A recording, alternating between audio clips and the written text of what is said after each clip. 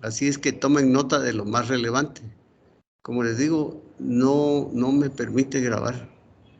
Aunque me dice que ya se inició la grabación, pero bueno, ahorita me dice ya el sistema que sí aceptó, ya empezó la grabación. Entonces yo creo que ahí ya no tenemos problema. Bien, entonces estuvimos platicando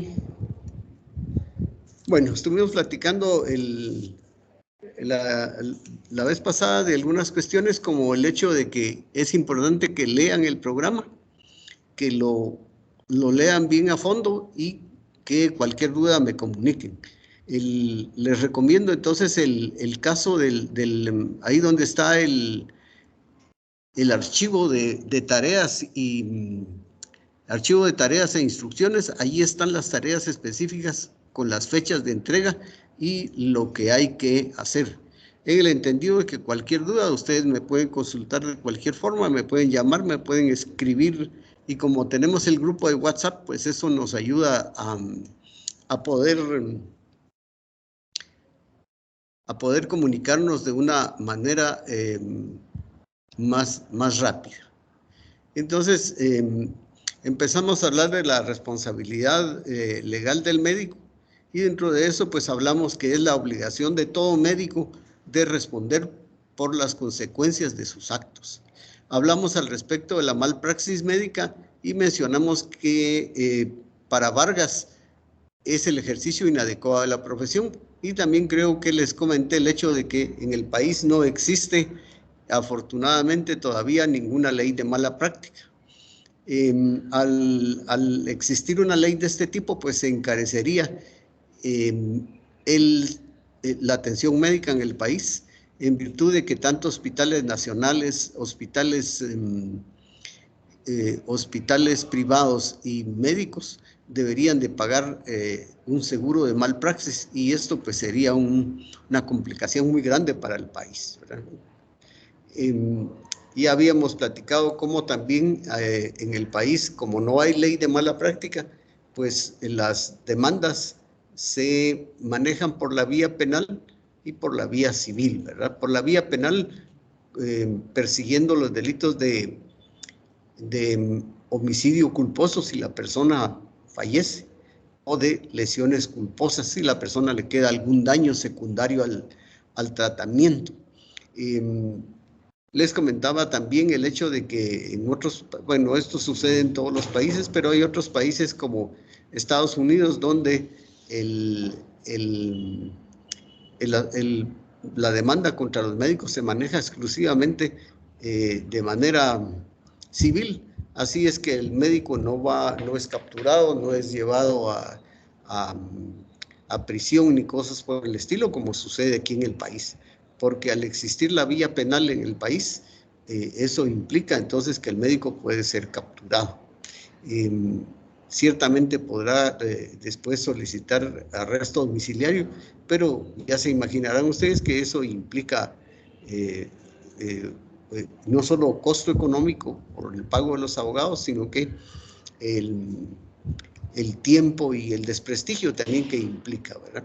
No sé si han leído ustedes las noticias que a veces han salido de los médicos que han sido demandados, y pues es una complicación muy grande. Así es que por eso es la idea de que ustedes estén al tanto de esto, estén enterados, y pues evitar caer en esas situaciones. Esa es la idea. Entonces ya habíamos platicado cómo en el caso del médico se le puede perseguir penalmente por lesiones culposas, delito de lesiones culposas, o el delito de homicidio culposo en el caso de que el paciente fallezca. Y les comentaba cómo los diferentes autores nos señalan que la responsabilidad médica es culposo, es de carácter culposo, ya que se comete sin intención.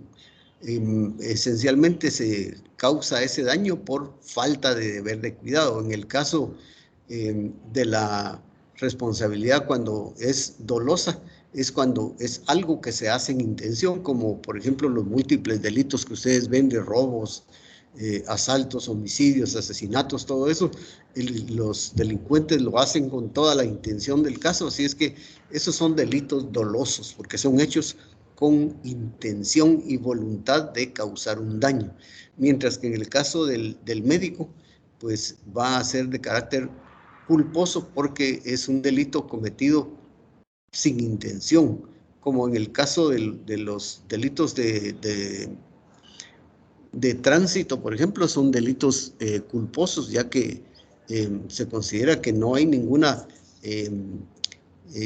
voluntad ni intención de un piloto de atropellar a alguien, ¿verdad?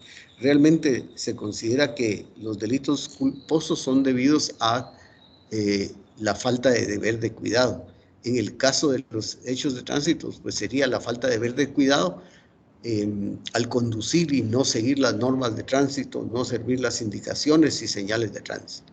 En el caso del médico, pues es la falta de deber de cuidado de la atención del paciente, en el cual no hay entonces ninguna intención de causar daños.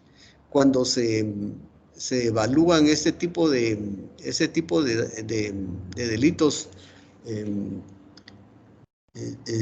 médicos, pues los diferentes autores, especialmente Vargas Alvarado, nos dice que se tiene que, para poder determinar si hay responsabilidad del médico, se debe determinar en primer término si existió relación médico-paciente, es decir, si era su paciente, ¿verdad? Realmente, y no una referencia, por ejemplo, o una consulta. Luego, si el médico faltó a sus deberes con el paciente y si hubo causa-efecto, es decir, algo que hizo el médico tiene un efecto, que es el que está alegando el paciente. Entonces, se tiene que determinar eso.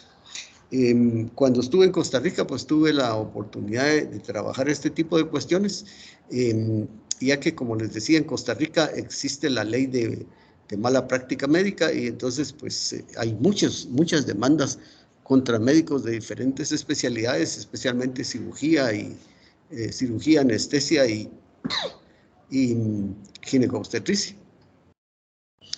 Y pues me tocó a mí que dictaminar como médico forense, como patólogo forense, casos de este tipo. Entonces, pues seguíamos las instrucciones, las indicaciones que daba el doctor Vargas en su libro, de poder informarle entonces a los jueces, a los fiscales, si había existido relación médico-paciente, si el médico faltó a sus deberes de alguna forma y si hubo causa-efecto.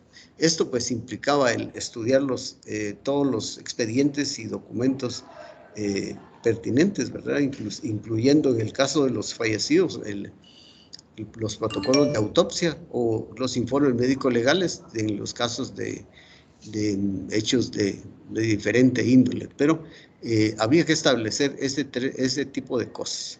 Y entonces ya con base a esto el juez determinaba. Hace tiempo me consultaron un caso de una doctora aquí en Guatemala, que ella era oftalmóloga de Policlínica del ICS. A ella pues resultó que los médicos del hospital de zona 9 del ICS, me imagino que ya algunos conocen ese hospital, ellos enviaron a consulta a una paciente con la doctora. Ella trabajaba en Policlínica en ese tiempo, allá en la 17 calle. Y la enviaron a consulta por un problema oftalmológico. Ella vio a la paciente y les envió de regreso sus opiniones a los médicos tratantes sobre qué había que hacer con esa paciente. Tiempo después, al parecer la paciente perdió la vista de ese ojo y entabló una demanda por del delito de lesiones, por la pérdida de ese ojo, a la doctora, ¿verdad? A la doctora. Entonces fue una cosa muy desgastante, muy molesta para ella. Fue una tragedia, por decirlo así, esa demanda, ¿verdad? En ese momento, pues, ella me consultó el caso, entonces al analizar el caso le indiqué que teníamos que realizar primero si existió relación médico-paciente y que para eso teníamos que hacer una línea de tiempo, es decir, partiendo de cero, el día en que ella recibió esa paciente con esa consulta. Y entonces ahí realizamos la línea de tiempo, donde se demostraba en primer término que ella solo vio a la paciente una vez en calidad de consulta, es decir, no era la médico tratante, sino los médicos tratantes eran los médicos de zona 9. Revisando todas esas cuestiones, pues determinamos que realmente no se podía determinar que ella fuera la médico tratante, por lo que no había relación médico-paciente. Ahí solo hubo una consulta médica de una unidad médica a otra unidad médica. Y entonces, por lo tanto, no había relación médico-paciente. Y por lo tanto, pues ahí no se podía ya decir si el médico faltó a sus deberes o si hubo causa-efecto, porque no siendo paciente de ella, obviamente no era la responsable, sino en todo caso, si ella quería demandar a alguien, era a sus médicos tratantes. Así es que con esa línea de tiempo que armamos, pues ya ella pudo explicarle exactamente al juez qué era cómo estaba el asunto y que por lo tanto pues ella no tenía sentido esa demanda porque ella no era médico tratante, ella solo únicamente la había visto en consulta. Así es que entonces el juez muy acertadamente tomó en cuenta esta situación y la absolvió en esa demanda. Su sentencia fue entonces absolutoria en el sentido de considerar que no había delito que perseguir en el caso de la doctora y ahí pues se cerraba el caso para ella. Ya si la paciente quería seguir reclamando algún pago de su ojo, pues tendría que hacerlo a sus médicos tratantes, ¿verdad? Pero no a la doctora porque ella solo la había visto en consulta. Bueno, ¿alguna pregunta o comentario, chicos?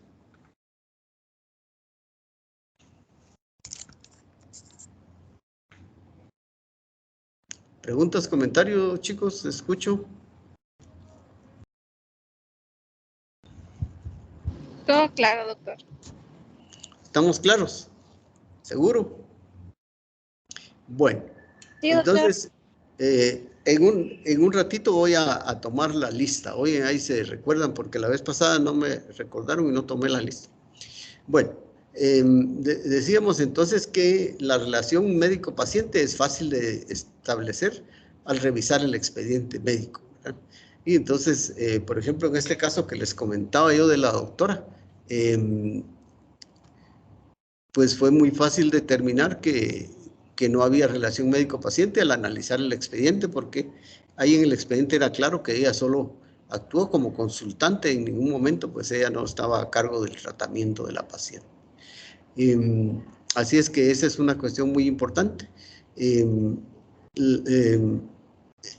cuanto a los deberes del médico con el paciente, recuerden ustedes que la atención debe ser competente, honesta y diligente. Esas características se señala, pues los que estudian, los expertos en derecho médico, señalan que la atención del paciente debe ser competente, honesta y diligente. Tiene que hacer una atención ininterrumpida. Es decir, que el médico no puede abandonar a su paciente ningún tiempo, tiene que estar siempre al tanto. Hay casos, han habido casos en los cuales el médico opera a algún paciente y después se va de viaje, se va de paseo y deja al paciente sin respaldo durante algún tiempo. Entonces, eso no puede suceder, ¿verdad? La atención es ininterrumpida. Luego, se dice también que el médico, cuando el problema rebase a sus capacidades, pues lo ideal es que lo remita a alguien más capacitado. También no se deben ensayar nuevos medicamentos, nuevos métodos diagnósticos ni nuevos métodos de tratamiento sin el consentimiento legal del paciente o de su representante legal. Es decir, que si en algún momento dado el médico considera que es necesario, por ejemplo, algún procedimiento quirúrgico, el cual es muy novedoso, el cual es diferente a lo que normalmente se hace, pues o utilizar medicamentos que son nuevos, hay que podrían servirle al paciente, al ser medicamentos nuevos y cuestiones no comunes o que lo que realmente se hace a diario. En esos casos, pues el médico siempre tiene que pedirle permiso al paciente para eso, ¿verdad? Ya sea para realizarle un procedimiento que es nuevo o utilizar algún medicamento nuevo. Pues tiene que contar con la autorización del paciente. Y en el caso de por ejemplo, las personas que no pueden decidir por sí mismas, pues tiene que obtenerse la autorización de su representante legal. Así es que esas son cuestiones importantes que hay que tener en mente. Luego también decíamos que una cuestión importante en estos casos de malpraxis es establecer si existe o determinar si existe una causa-efecto, es decir, si la acción del médico corresponde a un efecto determinado que haya sido inmediato, que uno pueda decir que es causa-efecto. Es decir, que la situación no se habría producido de no mediar la negligencia médica. El médico tuvo bajo control la manera de impedir el daño, o también que el daño corporal no intervino acción voluntaria o contribuyente de parte del paciente. Han habido casos de malpraxis donde el paciente reclama al médico, pero al analizar el caso, a veces se encuentran datos importantes que señalan que el paciente no siguió las instrucciones, no utilizó los tratamientos que el médico le indicó, y pues ustedes lo van a ver en casos de ortopedia en los hospitales nacionales, como hay ocasiones que hay pacientes que se quitan el yeso, ellos mismos se lo quitan, aduciendo que les pica, que les da molestia, que les da ardor, que les da cualquier molestia, y llegan con uno y le dicen, mire, yo me lo quité porque me estaba molestando. Entonces, ahí pues en este caso, si hay alguna complicación, la responsabilidad es del paciente, porque él se quitó el yeso antes de tiempo. Eso ahí pues lo van a ver, porque siempre suceden esos casos en los cuales los pacientes se han quitado el yeso, o si no, incluso son pacientes que no tienen que apoyar el pie en el suelo, no tienen que apoyar el pie en el suelo, y cuando llegan a veces a consulta externa, se encuentra que el yeso está totalmente aguado, totalmente dañado, roto, que ya no hace no proporciona ningún respaldo, pero es porque el paciente a veces ha caminado con ese yeso, aún teniendo orden de no caminar con ese yeso, ha caminado. Así es que entonces esas son situaciones que hay que determinar. Bueno, este es una caricatura que hace alusión entonces a la seriedad con la que un cirujano tiene que tratar al paciente, y que no es lo mismo que lo que va a hacer un cocinero, ¿verdad?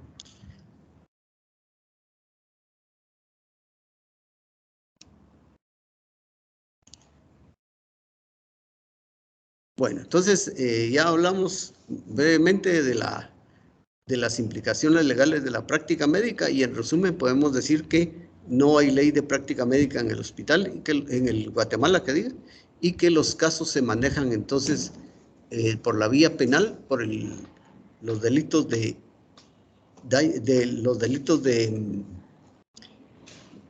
homicidio culposo o de lesiones culposas.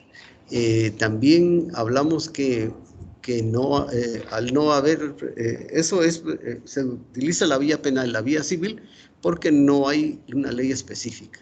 La vía civil corresponde al pago de daños y perjuicios que tendrá que pagar el médico si es condenado. Eso es la vía penal, es la pena por los delitos de homicidio o lesiones culposas, y la vía civil es el pago de un resarcimiento económico que también va a determinar el juez. Antes de que pasemos a la normativa jurídica de la colegiación, pues les pregunto si tienen alguna pregunta o comentario.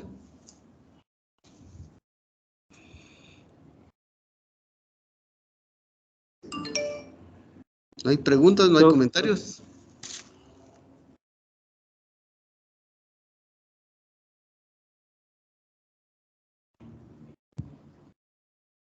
No, doctor, todo claro.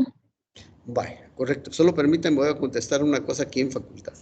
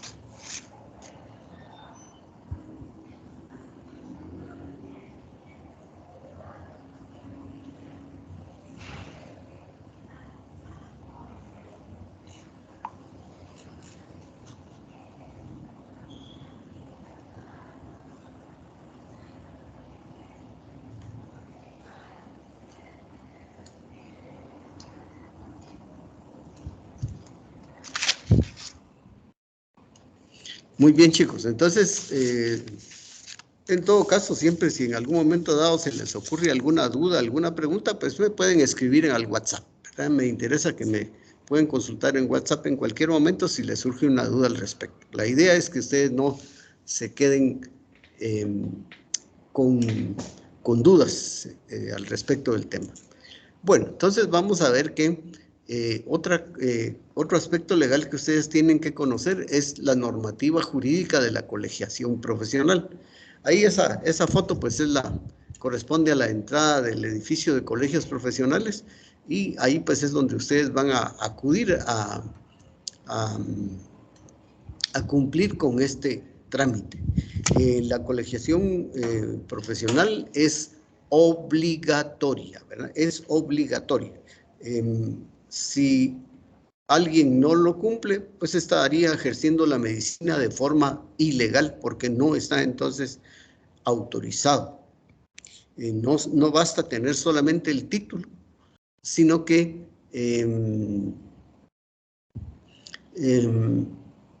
se tiene que tener entonces el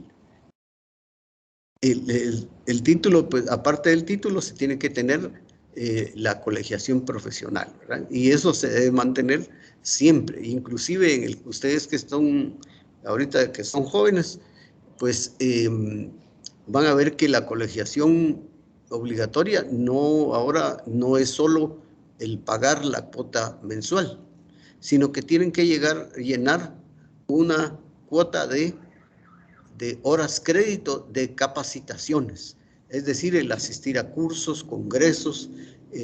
Hay una serie de situaciones en las cuales ustedes tienen que acumular horas crédito, como les digo, para respaldar su colegiación activa. Así es que les insisto en esto. No es solo el pagar y ya estuvo. No, se tiene que reunir una cierta cantidad que ahorita no recuerdo de horas crédito por asistencia a cursos, congresos y todo tipo de actividades de educación médica continua. Eso es importante que lo tomen en mente cuando ya se gradúen. Eso es algo muy importante, eso entonces. Ya únicamente ya cuando el médico cumple 60, 65 años, pues ya no tiene, para ser colegiado activo, ya no tiene que cumplir esas horas crédito, ya únicamente pagar, ¿verdad? Así como estoy yo ahorita, yo solamente pago mi cuota y ahí ya estoy colegiado activo, ya no tengo el requisito de llenar esas horas crédito. Así es que si uno ya va a algún congreso o cualquier otra cosa, ya es solo por interés propio o en algún tema o algo así, pero ya no tiene la obligación de juntar las horas crédito. ¿Está claro esto que les comenté? Sí, doctor. Bueno.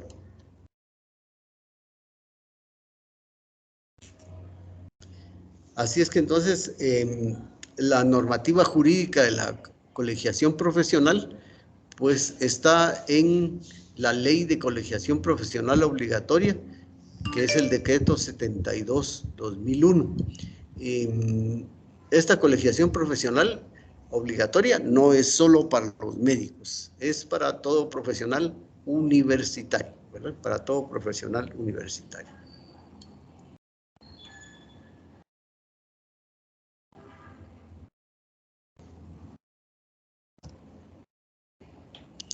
Y entonces, esa ley, pues ustedes cuando quieran la pueden consultar en internet. Solo ponen ahí en el Google Ley de Colegiación Profesional Obligatoria Guatemala y ahí les aparece, ¿verdad? Entonces, brevemente, solo para comentarles, el artículo 1 habla de la obligatoriedad y el ámbito.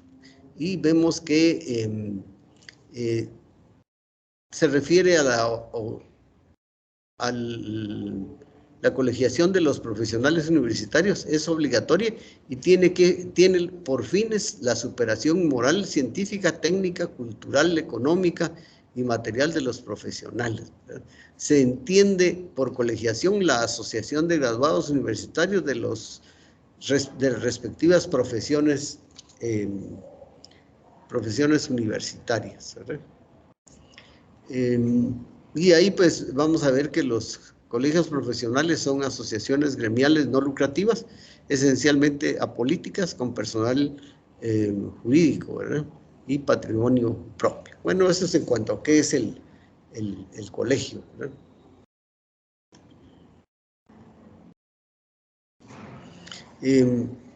Eso es en cuanto a la organización, pero lo importante que tenemos que recordar de lo que habla esta ley es entonces de que para poder ejercer la profesión, el médico tiene que estar colegiado activo. En la práctica diaria, especialmente en el interior de la República, hay muchos médicos que están inactivos, tienen años de no pagar. Ahí hay alguna estadística que alguna vez van a oír ustedes de parte del colegio, en la cual pues hacen un conteo de los médicos que están colegiados y los que están colegiados pero no están activos, ¿verdad? No pagan su cuota, no llenan esos requisitos y realmente cuando uno lo lee es impactante porque uno dice, ¿cómo es posible que toda esta cantidad de colegas pues no se preocupe por tener un respaldo legal adecuado, ¿verdad? Con la ley de colegiación profesional? Bueno, aparte, eso es siendo, cuando ustedes ya se gradúen, recordar que a la brevedad posible, para que no haya ninguna multa, luego de que se gradúen y ya tengan su diploma, pues realicen los trámites respectivos de la colegiación para poder tener su número de colegiado, poder mandar a hacer su sello y poder entonces cumplir con lo que dice esta ley. Bueno, aparte de esa ley de colegiación profesional es cuando ustedes ya estén graduados, pero también vamos a ver que mientras son estudiantes, pues las diferentes unidades donde ustedes trabajan tienen sus reglamentaciones para los estudiantes practicantes. Y así que, aparte pues de los requisitos que se llenan desde el punto de vista de la facultad, aparte de eso, pues existen normativos en los hospitales, que es, generalmente no les exigen a ustedes que lo lean, pero es importante que ustedes pregunten dónde está el reglamento del servicio de la unidad y leerlo para no cometer errores, ¿verdad?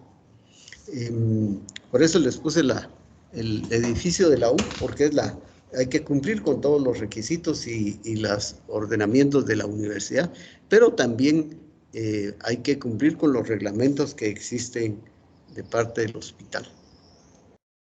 Permítame un par de segundos.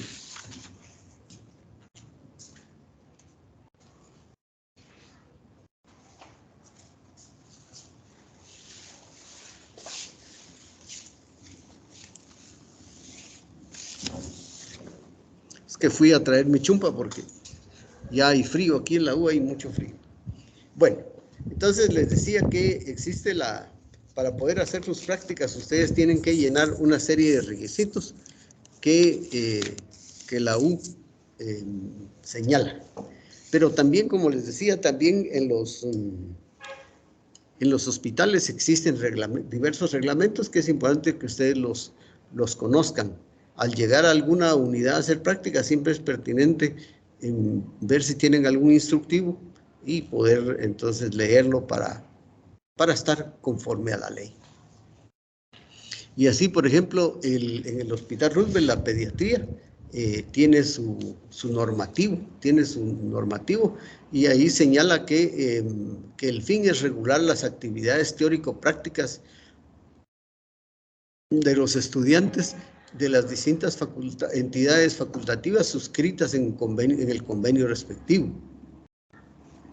y que será aplicado desde los niveles académicos calificados en el Departamento de Pediatría como estudiantes externos hasta el nivel calificado como estudiantes internos. En el Departamento de Pediatría nos señala este reglamento, dice: en el Departamento de Pediatría, por el hecho de ser un hospital escuela, una parte de los estudiantes entran en contacto por primera vez con pacientes, colocándolos en un mundo nuevo donde la dignidad del ser humano puede fácilmente ser vulnerada. El estudiante debe darse cuenta de su privilegiada posición en el hospital y en la comunidad, por lo tanto debe comportarse con respeto, dignidad y honorabilidad, en una palabra, con ética. Así debe, entonces nos dice el reglamento que así se debe comportar el estudiante. Dice: cada una de las facultades de medicina que tiene estudiantes de pregrado debe cumplir con este normativo, así como la observancia de las demás disposiciones contempladas en las leyes mayores de la República de Guatemala correspondientes a las actividades en las instituciones del Estado. Realmente, pues, el reglamento contiene una serie de directrices que es importante leerlas y conocerlas. Voy a revisar si le subí ese reglamento, y si ya está, pues ustedes pueden bajarlo y leerlo.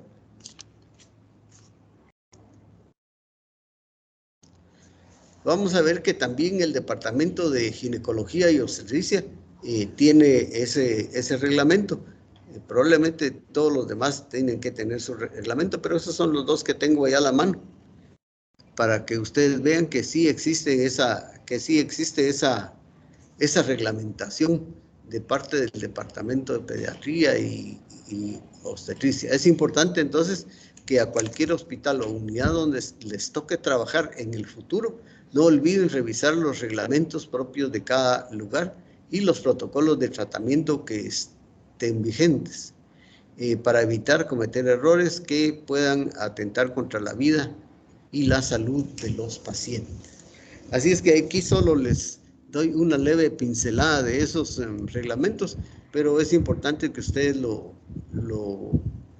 consigan. Revisen ahí en el portal si no se lo subí ya, y si no, pues ahí se los subimos. Bueno, entonces, ya platicamos de los aspectos médico-legales, ya platicamos de este asunto de los reglamentos del hospital, ¿verdad?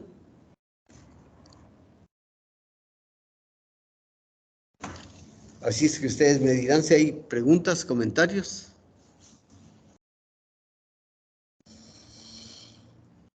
¿Tenemos algún pregunta o comentario de lo que acabamos de ver? No, doctor, muchas gracias. Bueno, vamos a pasar la lista ahorita, aprovechando que tenemos al gato ahí enfrente. Vamos a ver pues con la sección 3. Brian Gaitán. Presente. María Morales Castillo. Presente, doctor. Wagner Solórzano. Débora Palacios.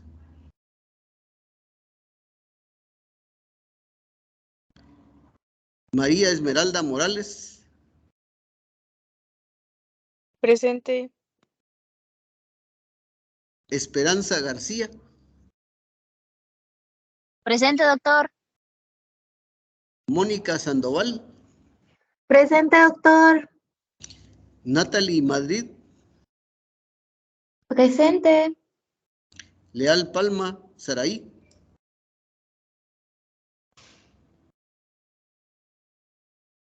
Francisco Bach. Presente, doctor. Pineda Revolorio Andrea del Rosario. Presente. Natalia Castillo. Presente, doctor. Karen Cortés.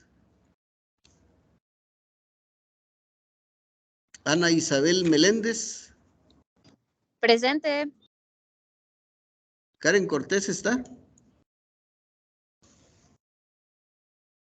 Amalia Sofía Franco. Presente, doctor. Alison Vázquez. Presente, doctor. Elvi Chubac.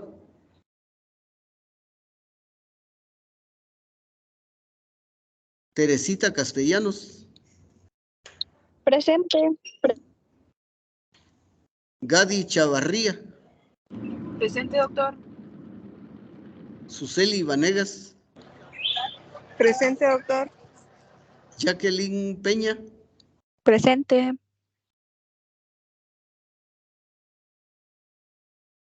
Adrián Cojulún. Presente. Solo, doctor, le quería preguntar, no es que no entendí lo de las tareas, digamos, ¿usted las va a subir en el Teams o en el portal de la U? En el portal de la U, ahí están desde el principio del curso, ahí están el archivo que dice cuadro de tareas e instrucciones. Ahí está la lista de las tareas, cuándo se entregan, y ahí están las instrucciones, cómo hay que hacerlas. Es que cabal está en el portal y solo aparece la foto, eso de lo del curso, pero no sale ningún documento. Ah, pues tal vez tenés algún problema con... Bueno, voy a revisarlo.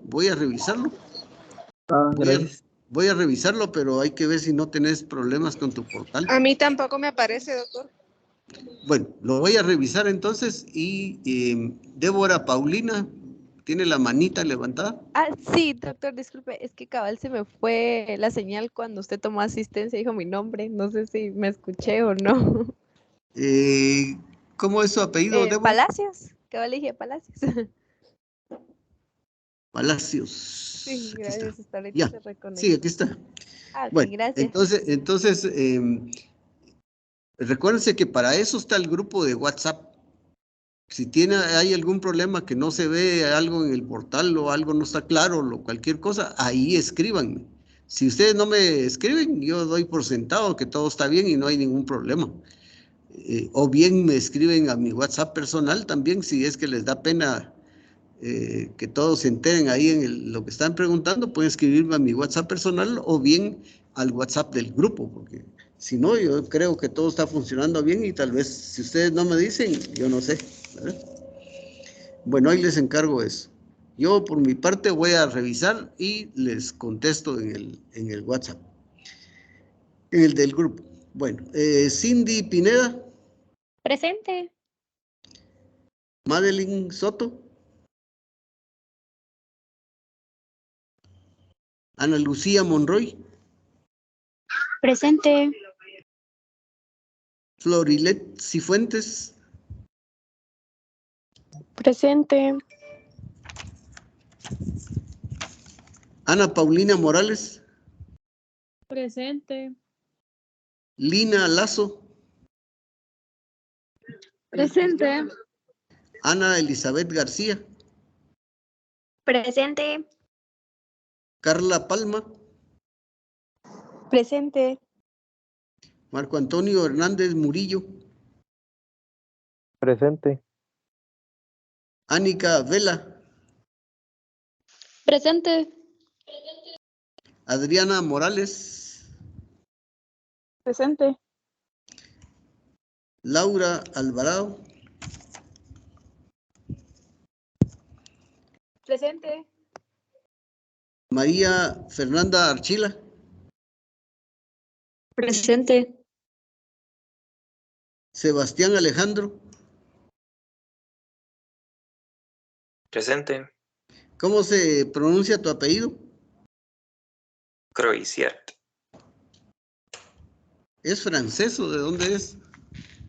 Sí, justamente francés. Bueno, sí, porque debería ser Croacia, pero bueno.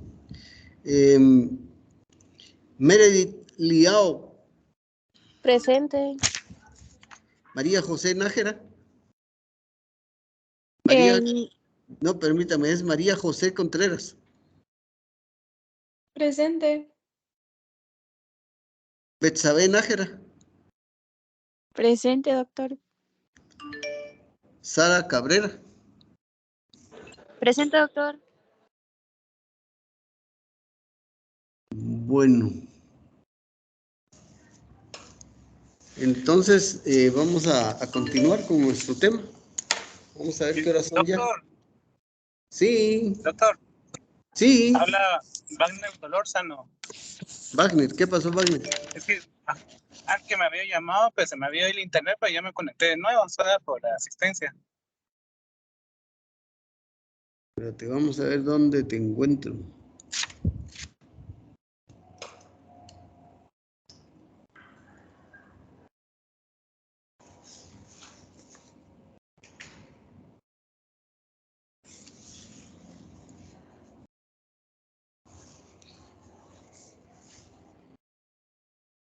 Ya. Muy bien. Entonces, vamos. Doctor, disculpe. ¿Sí?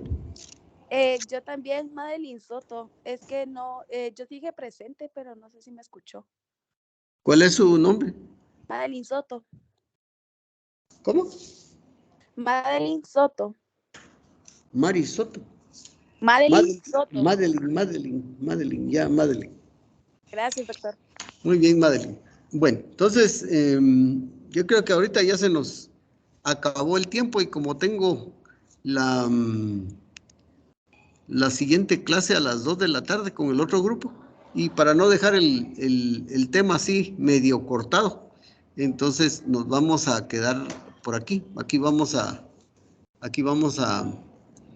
terminar. Siempre si hay alguna pregunta o comentario, ustedes me dirán.